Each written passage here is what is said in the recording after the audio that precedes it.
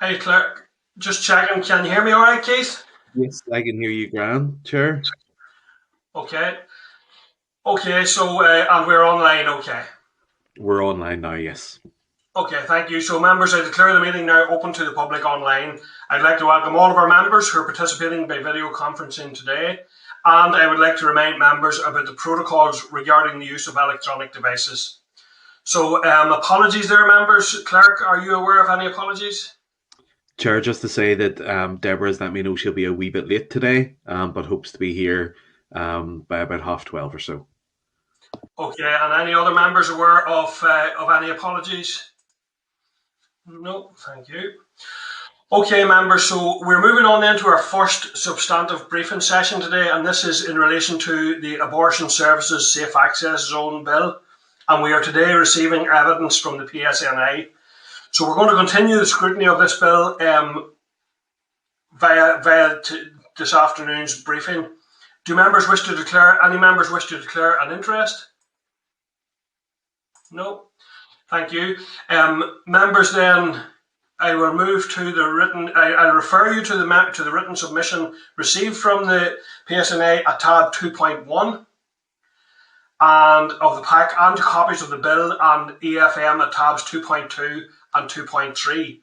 So I'd now like to welcome Chief Superintendent Melanie Jones, who's Head of Criminal Justice in the Community Safety Department in the PSNA. Melanie, are you able to hear us there okay? Yes, I am, thank you. Can you hear me okay? Hearing you fine. Your visual's a bit blurry there, but maybe that's just my system here. Maybe it's okay, but your voice is coming across clearly enough, and that's the most important thing. We can see you as well. It's just it doesn't seem to be great quality on the video camera. Melanie, will you please go ahead and give us your briefing, and then maybe we could take some questions from members. Thank you. Certainly, yes. Like many legislation of this kind of nature, there is a real importance around balancing of human rights. In particular, I would like to highlight to the committee the key components of human rights that would come into play here. So Article 7, right to respect private and family life, which will particularly apply to people who work at such establishments and people who are using the services and accessing services of establishments, as against opposed to the groups that may seek to gather and protest around the establishments, where Article 8, 9 and 10, which are the usual articles that we see exercised by those engaging in protest. So right to freedom of thought, conscience and religion, freedom of expression and opinions, and freedom of assembly will be the key human rights that would come into play in any such legislation being granted. Looking at the draft legislation, and I'll refer to the letter that I provided in response, specifically in relation to the legislation, I would highlight the potential implications of the Dolan ruling in England and Wales, although not identical, does have some similarities in reference to what the challenge was, which was around what was tantamount to a blanket ban against assembly. So there are potentially some considerations for the committee and the legislator around the specifics that are contained within the draft bill of preventing any activity of seeking to influence people within the protected or safe zone. So that could arguably be interpreted as a blanket right ban on assembly and protest. So there is potentially consideration there for the legislator to make sure that that would not be the case. Just moving on, it was difficult for me to give any commentary around the exact definition and the location of any safe zone because there was a lack of clarity in the bill. Clearly, the operational outworkings usually of any protest, counter-protests, is around giving a zone which would satisfy human rights, which quite often can be within line of sight. But without that clarity around the safe zone, it was difficult for me to make exact commentary on that. But I would say that sometimes a safe zone or an exclusion zone can bring around it challenges. Then I was asked to provide an additional response in relation to my commentary towards the end of the letter around the overriding health considerations, and I put health in inverted commas, just to give clarity to the committee. That was really just to give the broadest possible interpretation to the word health, and the fact that different groups and campaigning groups would have a different priority around health, health of the unborn child, health of the expectant mother, and not forgetting, of course, health and well-being of people who are employed at clinics and places offering such services. And then just lastly from me, there were a couple of what I thought were potential loopholes in the proposed bill that was provided to me. So in paragraph number 6, clause 6, the defence, it's very difficult to be able to disprove a lack of knowledge on behalf of the protesters. So we would only realistically be able to take enforcement action against repeat offenders where we could demonstrate beyond reasonable doubt that the protester or the person present knew that they were inside the safe zone. And that would probably require us to be able to record and document warnings in relation to it, which does mean then that the activity of them being there would have to be tolerated for some time, which could have an adverse impact on persons who were attending the place, either to access treatment or to work there. And then in clause 7 around the enforcement, my observation would be that within the enforcement there doesn't appear to be any requirement for those who are removed from the safe zone to provide their personal details to the police. And again, that provides a difficulty if people are to re-enter that safe zone and continue in the same conduct, that then they could potentially rely on a defence as provided in clause 6, lack of knowledge, unless it happens to be the same officers at the same place and time. So it would be helpful around enforcement to provide a requirement to provide personal details at a time when they're either asked to leave or forced to leave the safe zone. And then lastly, around enforcement, there is no specific power of seizure in relation to recording equipment. There is the power to ask and instruct persons present not to film, but there's no specific power to seize the equipment.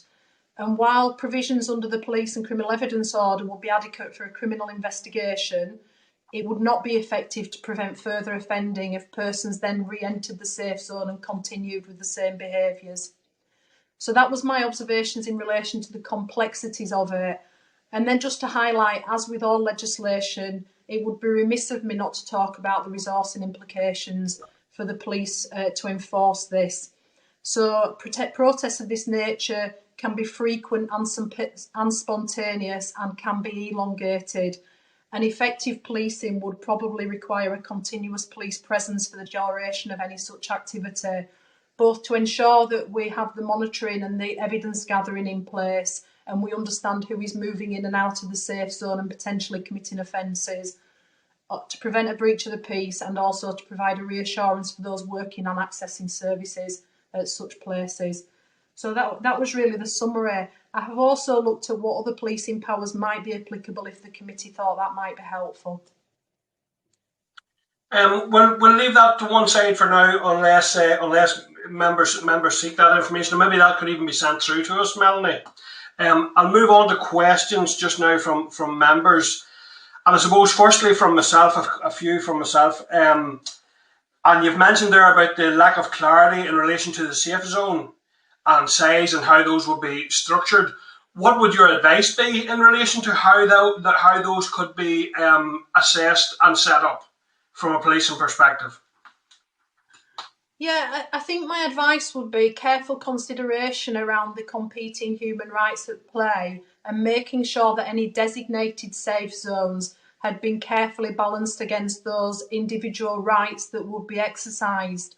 So generally speaking, when we use sort of similar powers around Article 4.2 of the Public Order Act, where we designate places that people can assemble and make views held, we try to do it in a way that upholds their rights around Articles 8, 9 and 10. And generally speaking, that would be where possible within line of sight of whatever they are expressing a view about. But of course, the impact on the people either working at these centres or accessing the services have to be carefully considered in terms of the line of sight, and the fact that line of sight may actually mean that their conduct is more intimidating and deters people from accessing the services. So it's around the careful consideration of what upholds the individual rights and would be least likely to bring the application of the safe zone into conflict or challenge legally, with making sure that it has the net effect of making a safe space for people to access work or services.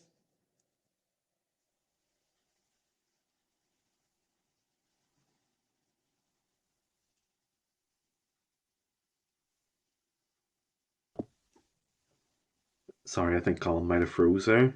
Sorry, I thought it was me that had frozen for a moment. No. Right, I thought, oh, I've said all that and I've frozen.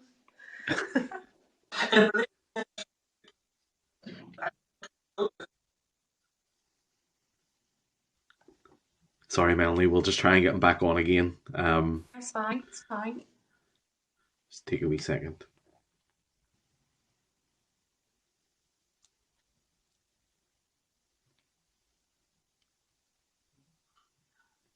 Am I back online now, okay Keith? Yes, I can hear you. Yeah, Okay. So listen, I don't know what happened there, Melanie. I got everything. I certainly got everything right up to the end of yours. I haven't had any trouble with broadband earlier today, so I'm not sure what happened there. Hopefully it'll not happen again.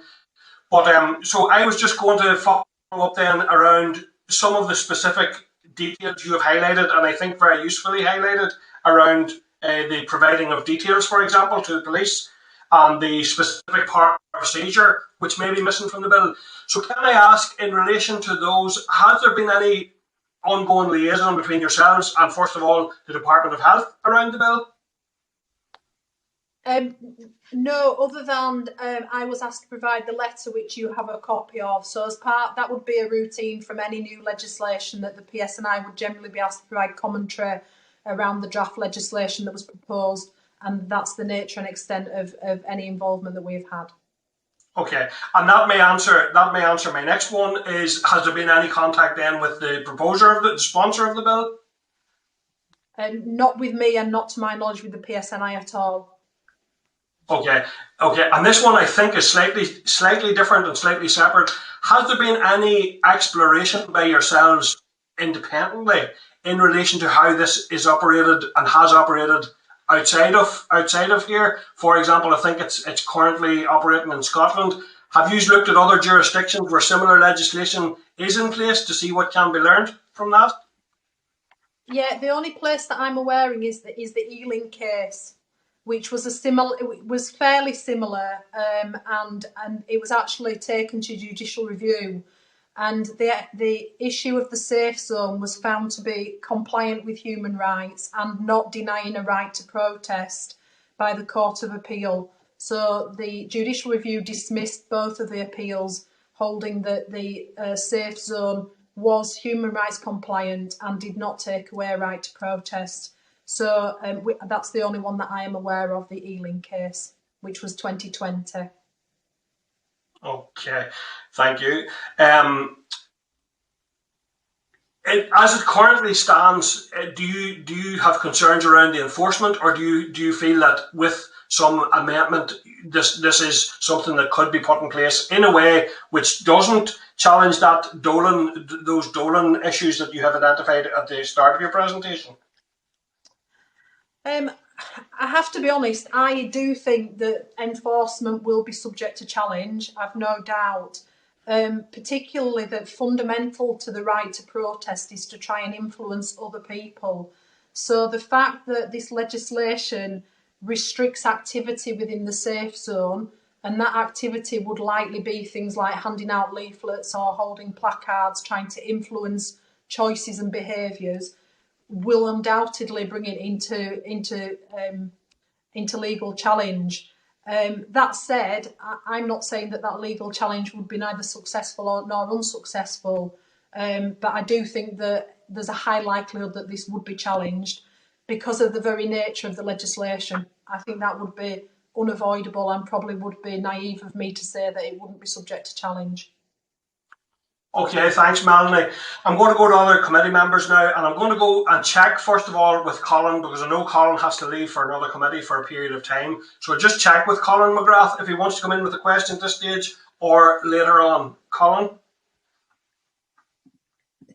Okay at the minute, Chair. I'm fine, thank you. Thank you very much for that opportunity, though. Appreciate that. Okay, so I know, and we do have indications then from Deputy Chair Pam Cameron, who I'm going to next, and then Carol Ní Cullen, and then we'll see who else has questions then. So I'm going now to Pam. Go ahead, Pam, please. Thank you, Chair, and thank you to Chief Superintendent Jones for her presentation. I did have to nip downstairs there, the dogs were kicking off the door, so I might have missed a little bit, but I do have some questions for you, if that's okay. And the first one was to ask what, if any, consultation you've had with the bill sponsor prior to the introduction of this bill. That's in terms of PSNI or the Community Safety Department. That's the first question, please. Yeah, I've had no contact at all, and I'm not aware of any contact into the PSNI other than the letter asking for PSNI opinion as to the draft bill. Okay, that's great. And could you tell us about around the implementation of this bill as drafted? Would that result in more rather than fewer police officers being deployed to challenging public order situations in this area, in your opinion? It would definitely increase the number of deployments, because I think realistically effective policing of the safe zones can only be done with a fairly static policing presence at them at times when there is either intelligence or information that there would be or may be some kind of gathering within the safe zone where offences might be committed, and those accessing services or working at the premises may be prevented, hindered or intimidated. So definitely would increase. At the present time, we do spontaneously deploy, and sometimes we have information about planned activity around some of the establishments. I think there was one in the last couple of weeks. But with the implementation of the safe zone, there would be a need to make sure that safe zone was effectively managed. And there may be opportunities to think about that within the bill around it not solely being a police role.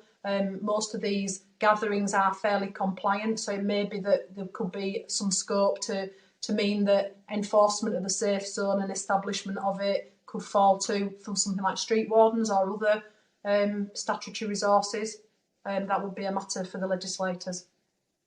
Okay, thank you. And I suppose following on from that, would you have an indication as to how many working hours on average are spent by police on incidents with relevance to the scope of the bill?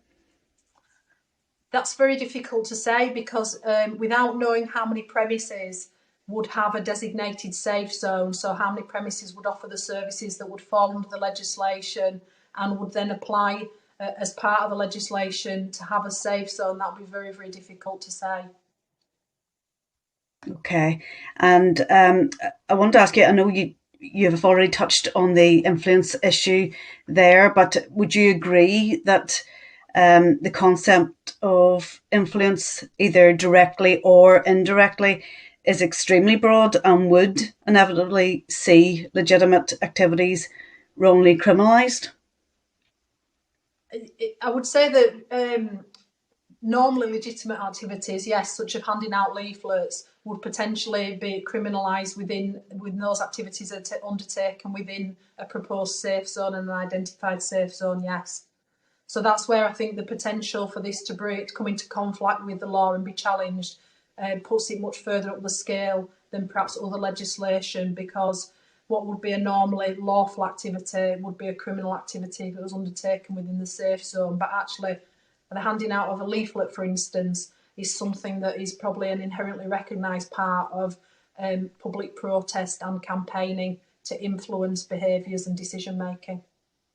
Okay, and so if such a concept was to make it onto the statute books, what mitigations would PSNI have to take to protect itself from that legal challenge?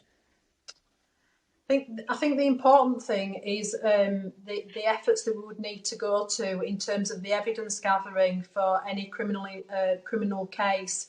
So at the moment, the wording is quite bland around the activity, and what we would need to do is prove beyond reasonable doubt that there was an intention to intimidate rather than it being an intention to persuade. So it would clearly bring about an investigative requirement to present that evidence to the PPS in order to be able to successfully take cases through the courts. Thank you for that. And probably the last one from me, Chair, at this point. Could I ask, are harassment laws working at present? And does the PSNI believe that amendment of that legislation would provide a more proportionate response to increasing concerns in this area? The difficulty is here that under public order legislation and under harassment laws, it's well documented in case law that it cannot be construed as public order or harassment to hold a view and articulate a view that may be distasteful or may cause upset to some parts of society. So the difficulty with using that legislation is where that marker is. So what is distasteful and unpleasant to some people, to other people may be seen as harassing, alarming and distressing. But there is much case law to say that actually the threshold for that is quite high, and people must be able to demonstrate views which may be unpleasant or upsetting to others without breaking the law.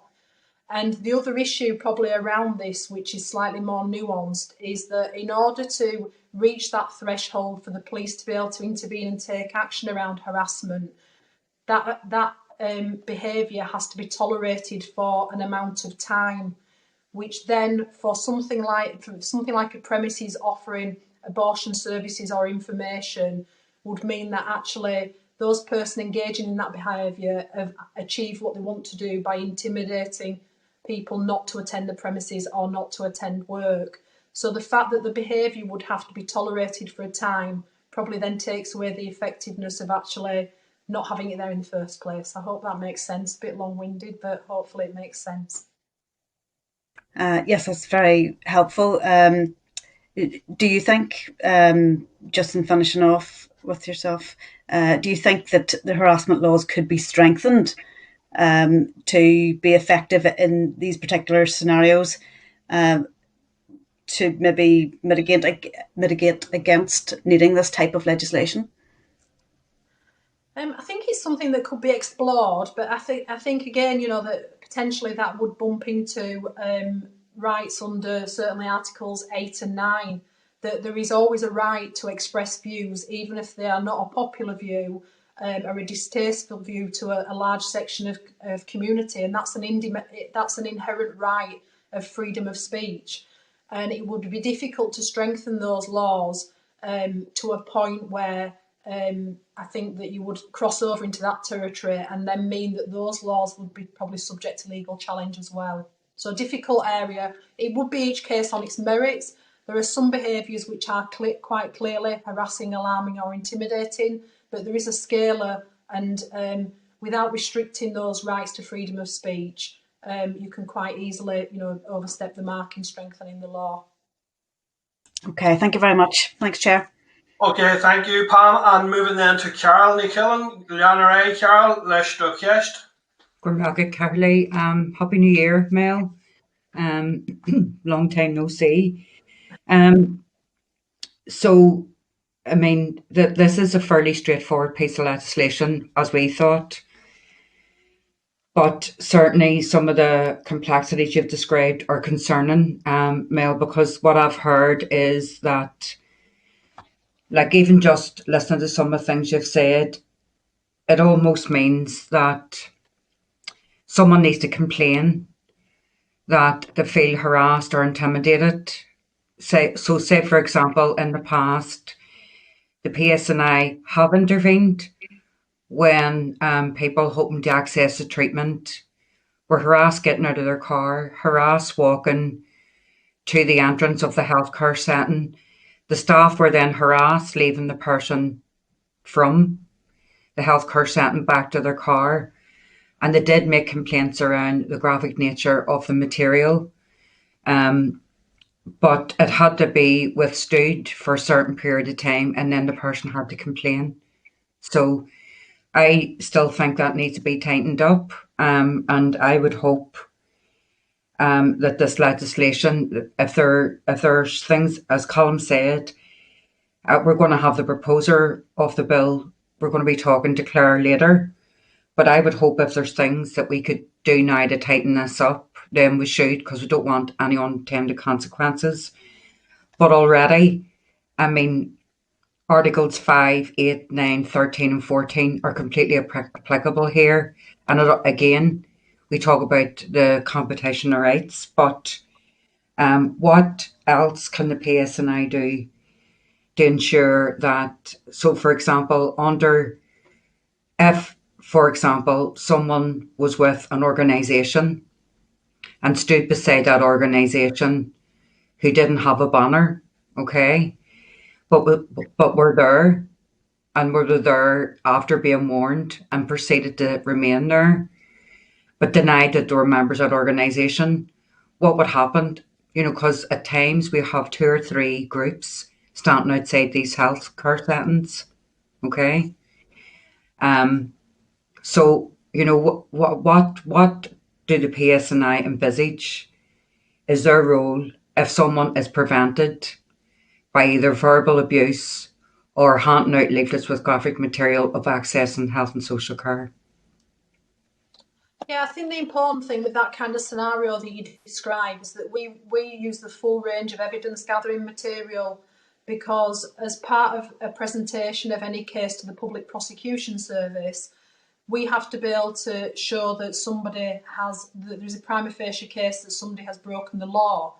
So clearly this legislation does allow people to stand within any safe zone, provided they're not engaging in any of the activities specified in I think it's clause 5, where the offences are made out.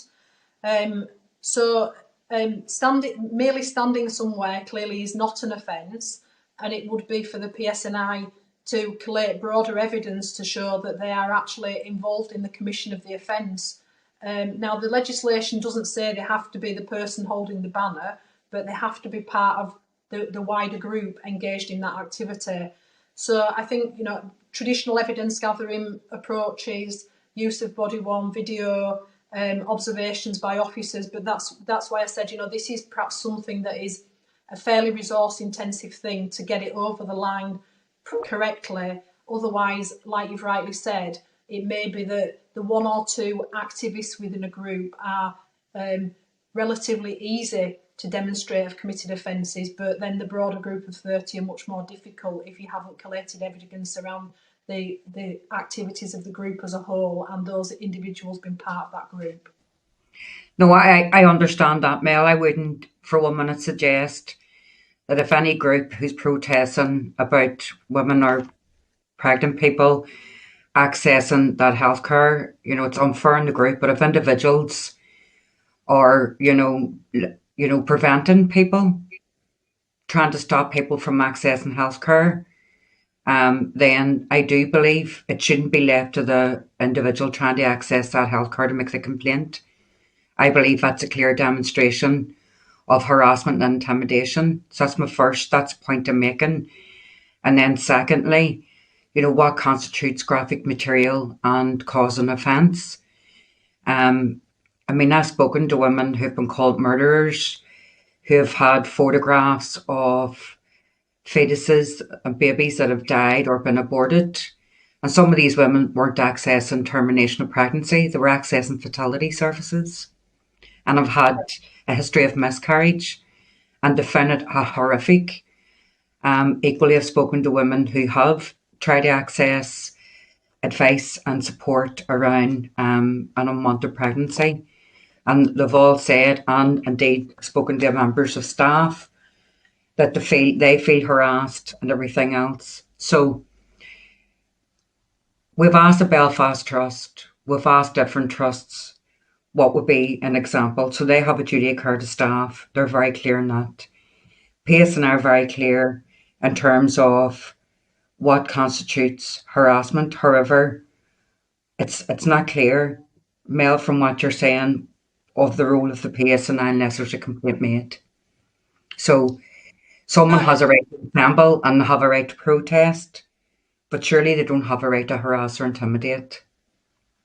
Yeah, and the PSNI definitely have a role. So if this bill was to be enacted as it is, or with some amendments, then as and when we have information of planned protest activity or information of spontaneous, then it certainly is the role of the PSNI to make sure that the law is upheld within the realms of the bill or any other applicable legislation that is available. Oh, okay, so Mel, I'll just finish here, Caroline. What I think we need to do is certainly the proposer bill needs to have a conversation with yourselves and indeed legal advisors about ways in which we can be very explicit about what the intention here is, and then what potentially could be supporting the rights of people accessing those services. Because the issue here for us is that we don't want any ambiguity. I want people to be clear about what their responsibilities and indeed their rights are across the board. So thank you. Thank you. Thank you, Carol. And going then to Jerry. Carol, Jerry, go ahead, please. Thanks, Chair. Thanks for the presentation. Just 2 points. In the document that we were shown or sent in our pack, point number 1 talks about seeking to influence someone is a fundamental aspect of protest, and removing that could be arguably removing their right to protest within the safe zone. I would think that is challenged in the sense that the people who normally protest outside these centres are not allowed to in a small defined space, but by and large they can do it pretty much anywhere else in cities and towns right across the north. So I think, not from you, Melanie, but I think generally there's a narrative creeping in that somehow people engage in this kind of anti-choice protesting, and in some cases harassment, that they are somehow oppressed or marginalised, and I just don't think it's correct or it stands up to scrutiny. And I think this bill is quite limited, as others have said, in the scope. So you can respond to that if you want, but that's just a comment from me. And then a question, and apologies, I didn't hear some of the presentation, so you may have already addressed this, but on how many occasions on average are the PSNI calling out to medical centres where there are anti-abortion or anti-choice protesters on an average year? On how many occasions are you called, and on how many occasions would you just come out? Yeah, just in relation to your first point, I'll just give a brief response. It was just to highlight that would be an area that may be subject to challenge. It wasn't a judgment from me at all.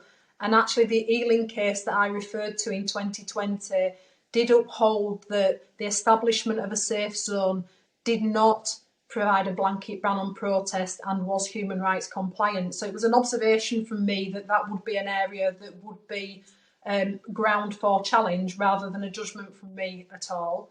And then in relation to the second question, I wouldn't be able to give you accurate figures. I can get you some accurate figures if the committee felt that would be helpful. What I would say is my professional experience is that those kinds of protest activities tend to ebb and flow, sometimes around what kind of media interest there is in it at the time. So we may have periods where it's almost a daily, weekly occurrence, and we may have other periods where there's nothing for many months. So certainly when there was the clinic in Belfast, which I don't think is there anymore, there would generally be some kind of activity, protest activity there, and police deployment on a weekly basis. But anything further than that, and I'm aware that I think in the past couple of weeks there's been a police deployment to a hospital giving advisory services in, I think, Craigavon it was, in the past couple of weeks. But I wouldn't have the specifics on the numbers to hand, so I wouldn't want to mislead you. But certainly when there was the clinic in Belfast offering advisory services, there was usually at least one protest activity and police deployment every week, normally at the weekends. Yeah, thanks for your answer. And if you could supply that information in terms of the average number of calls and responses and call outs that happens on average most years, I think that would be useful to form a real accurate narrative around the bill and the debate generally. And my experience is, I think you don't want to misquote you, but you used language to the effect of most of the protests have been sort of good-natured or a comment to that effect. I don't want to misquote you, but the fact that they're there outside healthcare clinics is distressing for people, even if they are, if it's holding a sign, an image, and obviously we've heard distressing cases of abuse and worse than that in terms of verbal language. So I think the fact that there's a presence there at all to stop or to try and pressure people from accessing health services, I think is a distress. But that's just a comment from me. Thanks. And just to really sort of, I suppose, provide clarity, I wasn't saying that those protests were not distressing to individuals. I was more giving a judgment as to whether or not they were peaceful or non-peaceful from a policing perspective. Yeah. Okay. Thanks. Okay, Melanie, I'll check with the clerk if there's any other members indicating, but I have nothing else indicated there at present. There was, I suppose, one or two things I just wanted to touch base with you on. And I suppose, first of all, this is really by way of comment, is clearly from the evidence we have already heard, there are some very distressing incidents going on, which are impacting people personally and individually, but also impacting a range of people accessing a range of services and a range of staff working to provide those services. And as Jerry has mentioned there, we've heard some fairly harrowing examples of what that can look like in reality. In terms of reports coming back from your own officers, what type of incidents are being recorded or noted, or what kind of what kind of feedback are you receiving in terms of how some of these are some of the worst cases are unfolding on the ground? Yeah, I think anything within this arena of pro-life, pro-choice narrative and protest, the vast majority of incidents that we see are either the display of graphic images, as really well articulated by Carol, the handing out of leaflets, and almost aggressive or bordering on aggressive tactics to try and influence people around choices and decision making. So certainly graphic imagery and banners are very, very common. Graphic narratives and articulation of fairly graphic things, some fairly unpleasant name calling and accusing behaviours, and the handing out of leaflets, but almost bordering up towards the quite aggressive end of that kind of spectrum. So quite confrontational, getting into people's personal space, and very much pushing their agenda to the point that and almost being, when people say no, I don't want to talk to you about that, a real reluctance for them to desist and back away.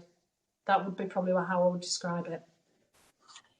Okay, thank you. And my understanding is, and I mentioned Scotland earlier, but actually I think it's maybe the Isle of Man that there's something in place. Canada has something similar, parts of Australia and parts of the United States. And I am aware that I believe in the south, they are developing safe zones. So there may be a way to draw upon, from a policing perspective, there may be a way to draw upon some of the learning from some of those other places.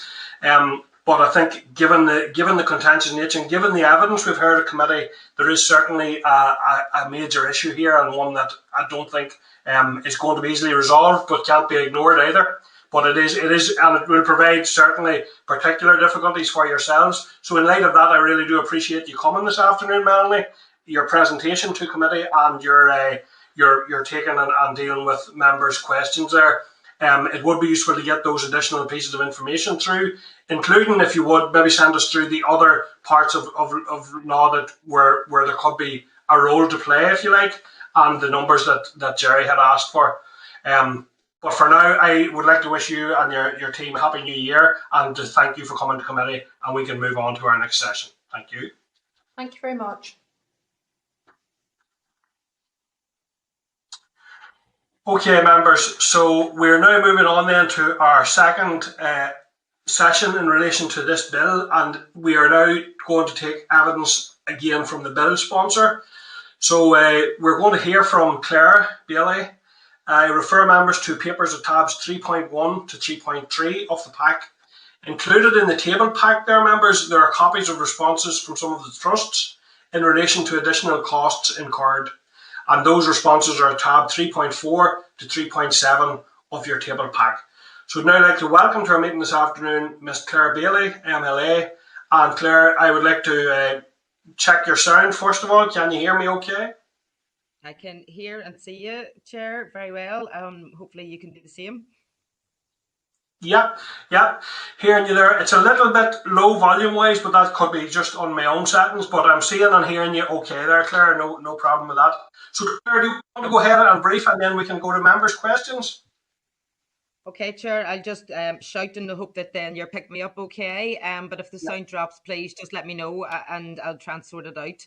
But I have Anya Grugan here with me as well, and just for social distancing, she can't be on camera, but she is very close by and ready to answer questions as they come up, and has been working very closely with me on this bill, if that's okay with the committee members.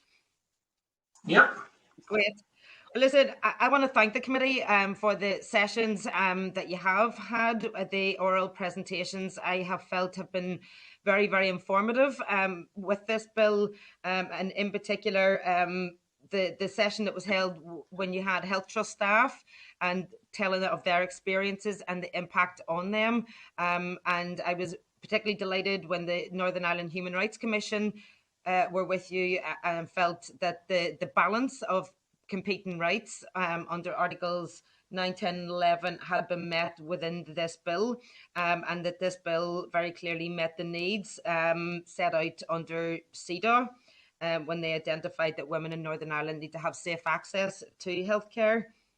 I have looked at the extensive written submissions as well and listened to the feedback coming through.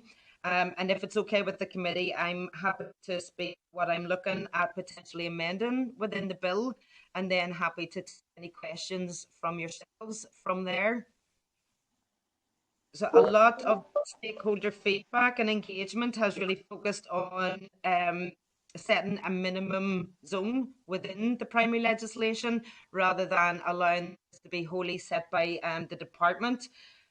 So I am more than happy, and I'm currently having discussions about drafting an amendment which does embed a minimum zone within the primary legislation, but then also gives the power to the department to potentially extend that zone if that minimum zone is not sufficient for the specific premises. So that is being looked at, that is being drafted, and I would be happy to share that with the committee once that's done. The other main issue that was coming up was sort of identifying what is meant by recording within the bill, and whether, you know, that needs to be further explained. So we're looking at adding an amendment to make sure that that includes video, audio and note-taking in particular within the bill. And I think it came up again in the session you've just had with the PSNI that under Section 7 of the bill that there are no powers for the police to either take names of people or seize property. But I am aware that under current legislation that the PSNI do have the powers to seize property or take names of people if an arrest is made. So, you know, if the committee also feel that that needs to be going a little further and maybe applies within these buffer zones, if they happen, these safe access zones, then I'm more than happy to have a look at that as well. Section 8 would be tidied up then if a minimum zone amendment was embedded within the legislation, and we will do that as well. And I know that the monitoring of the potential workings of any zone, if this bill was to pass under Section 10, might need a minor amendment just to provide further clarity. But I'm content with Section 10 as it is, but very, very willing to listen to further feedback from committee members if they have anything that they would like to raise. Anya, have I missed anything out? Oh yeah, sorry. The other thing to look at, was an amendment on the contained within the bill is the power for the department to revoke any potential safe zone unilaterally. So we will be looking at that to make it an operator-led decision rather than a departmental-led decision. Okay, thank you, Claire. And in relation to the session that we've had with and I believe you were online throughout that session there with Melanie from the PSNI, are there any plans to engage with the PSNI or anyone else at this stage as a result of some of the sessions there's been? Are you planning any further engagements with any of the stakeholders? Yeah, it's not actually the case that I haven't engaged with the PSNI. I have. I've met with the PSNI on a separate issue, just on a general meeting, as we do as MLAs, and the bill was discussed. And they did express that they would like to meet with me to discuss, the enforcement powers that could be coming through to the PSNI if this bill was passed. And that meeting was set up, and I have met with Superintendent Gillian Kearney back in November, specifically on this bill. Now, unfortunately, when that meeting happened, it took a while to set up, but the Superintendent Kearney hadn't actually read the bill when that meeting happened. So I did give her an oversight of the bill, and we did go into the enforcement powers and give her a general overview. And then again, following up from that meeting, I sent a copy of the bill and the AFM to the superintendent and expressed, to please continue talking to me, continue meeting with me, and I would be more than happy to meet anytime, as many times as possible. But I haven't heard anything back since. Okay, thank you. And what about in relation to the department, Claire? Any further engagement or liaison with the department? Yep, I have met with the department. I know that when you met with them, they did talk about the meeting that we did have. So I have since met with the department, most recently yesterday, and we were looking at the how we're going to move forward with this one. So again, their major concern, I suppose, or not concern, but their major issue was the setting of a minimum zone, maybe within the bill, that they would be keen to see that happen too. And we were talking about the potential of how that would work, and if a minimum zone was applied, would that be automatically applied to any service existing now or potentially in the future that may offer advice, guidance, and healthcare or counselling services on it? Would it automatically apply, or would a premises need to ask for a zone? I'm still of the persuasion that it should be operator and premises led rather than being automatic, because we don't know what the future is going to look like. Maybe I know that the commissioning of services is being worked on within the department at the minute, and I suppose until we have that commissioning of services, it's hard to see how this might apply if it was automatic or any potential unintended consequences. So I am still discussing that, and I'm happy to do so. And again, have more than happy to continue meeting with departmental officials, that when the amendments are drafted, we will be happy to go through those with the officials again as well. Okay, thank you. I'll go there to members. I know we have an indication coming in from Carol McKillen. Carol, go ahead, please. Hi, Claire. Hi, Anya. Thanks, Claire, for that. I'm glad that you've clarified that you did meet Gillian Kearney, and hopefully they're all across the your bill as well as the explanatory note. It's clear, even from listening to Melanie Jones, that there are laws that the PSNI can currently use, and I think where the gaps are it definitely needs tightened up in terms of, I agree that the safe zone needs to be operator led, but the guidance that they can operate that safe zone and what they need to do to trigger it off, I think is where the gap is, Claire. So I think we do need to tighten that up. And I also think in terms of revoking a safe zone, again, would need to come into that. So declaring and revocation for me would need clarity. And like yourselves, I do think that regardless of the potential of enforcement being subject to challenge, because we all expect that to happen, I would like to see, and maybe it's for us as a committee to write to the PSNI back to them, because the chair asked Melanie Jones to do for us, said to Melanie Jones that we would do that. But certainly in terms of what would constitute harassment, because the onus doesn't need to be on the person accessing the healthcare.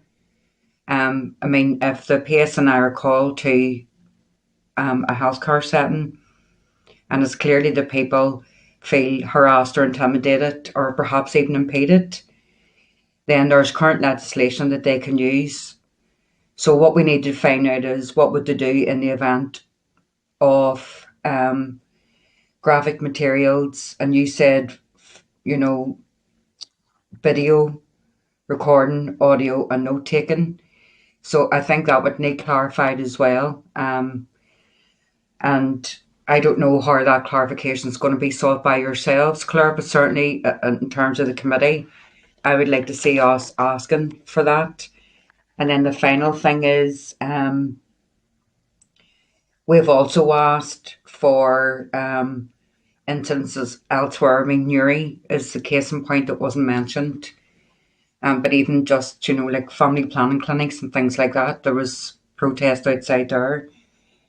But some of the health and social care staff, despite what the trusts have said, feel that the support and the legislation needs to be very clear.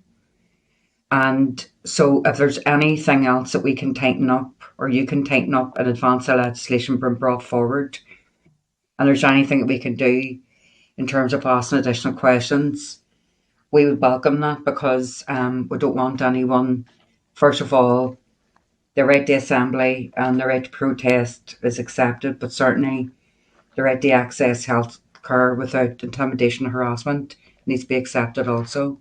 So I'll just leave it there, Chair. Okay, thank you. And I will just check with the clerk as well if there's any other members wishing to come in with any questions at this point in time. I suppose, just kind of building upon what Carol has said there, I suppose the fear would be, or the concern would be, that similarly to the harassment, where it has to be 2 incidents, that the recording would similarly, it will be passed around the group or whatever to facilitate the ongoing nature, but to thwart any attempt to prevent that type of behaviour where it crosses the line into. And again, that's something that we've been clear about from the start. I think we all recognise and respect people's right to protest and to have a view and express a view and all of that. What we're talking about here is very particularly around the evidence we have heard around the extent and the impact of some of this. So, okay, I just want to check with you, clerk, then. No, Chair, no further indications from members. So, okay, well then what I'm going to do, Claire, is there anything further you want to say in regards to closing?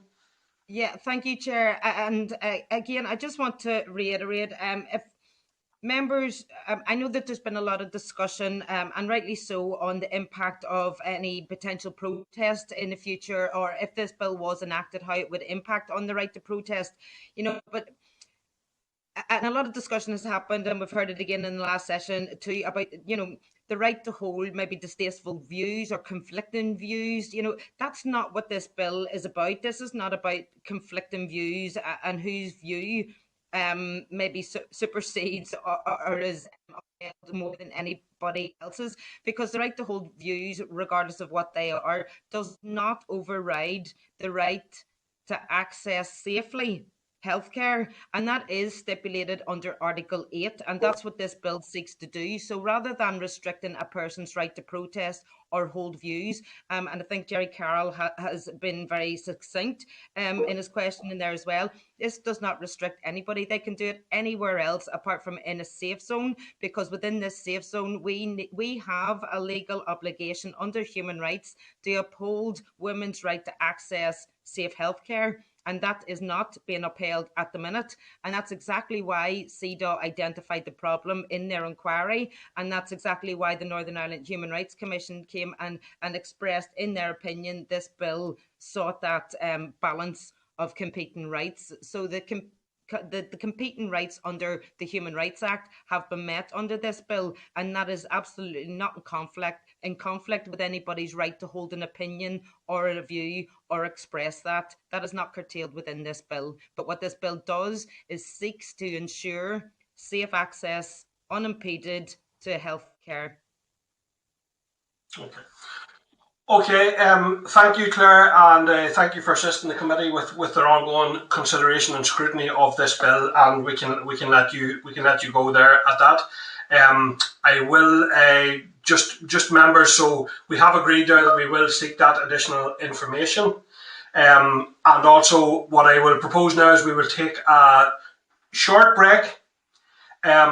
We'll take a short break now before we resume with our consideration of the autism bill. So maybe a 10-minute break. We'll come back at 13:40, please.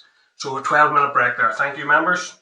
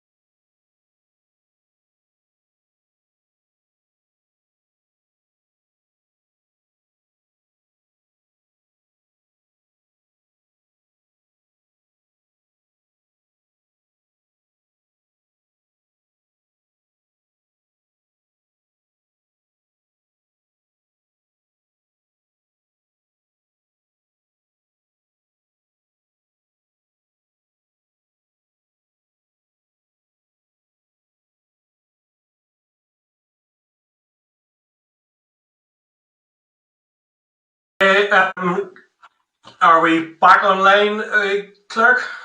That's us back online now, Chair. I'm going to bring the rest of the members up now as well. Thank you.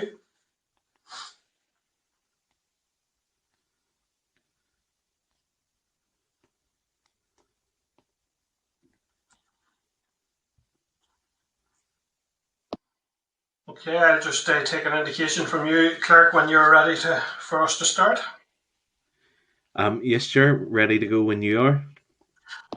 Okay, thank you, and thank you, members. So we're now resuming in public session. Just to say, following on from the last session around the safe access zones, we will then be moving on Thursday to our informal deliberations on that and starting to consider what amendments might be indicated. So just for information for members, just to focus your minds on that, that's where we're at as far as that bill goes. So we're now going to move to the Autism Amendment Bill, the clause-by-clause consideration. This will be the committee's formal clause-by-clause consideration of the Autism Amendment Bill. I refer members to the Clerk's memo at tab 4.1 of the pack. A response from the trusts following their briefing is at tab 4.5 of your table pack there.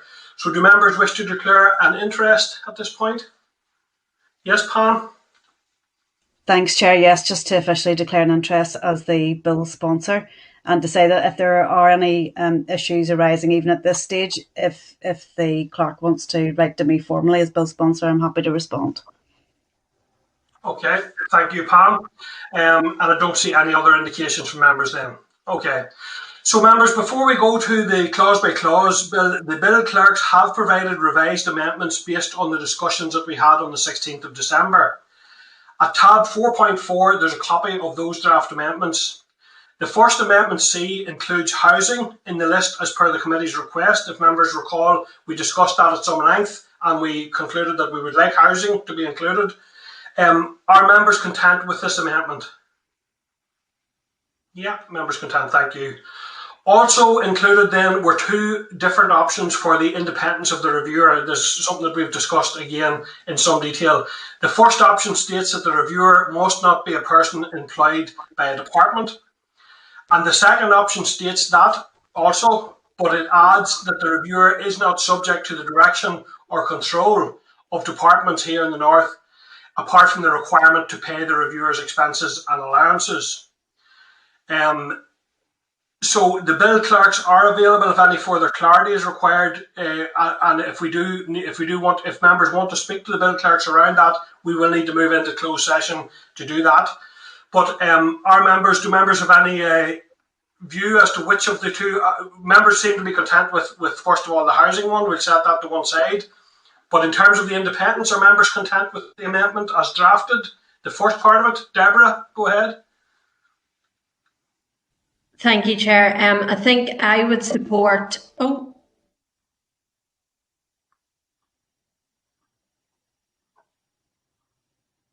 Okay, can I just check, Clerk? Have we lost Deborah or have you lost my feed? I think we've lost Deborah. She's frozen there, so we'll try and get her back on. Okay, and in the meantime, while we're trying to get Deborah back online, do any other members wish to indicate or their preference in terms of those two options or thoughts on them? No, we don't have that. So listen, we'll give another minute or two because we've found it's easier to get people back online if we continue with the session. Deborah, are you back online? Deborah, can you hear me now? Sorry, I don't know what happened there. Everything just dropped out. I would support. I would support option 2. That has been drafted there.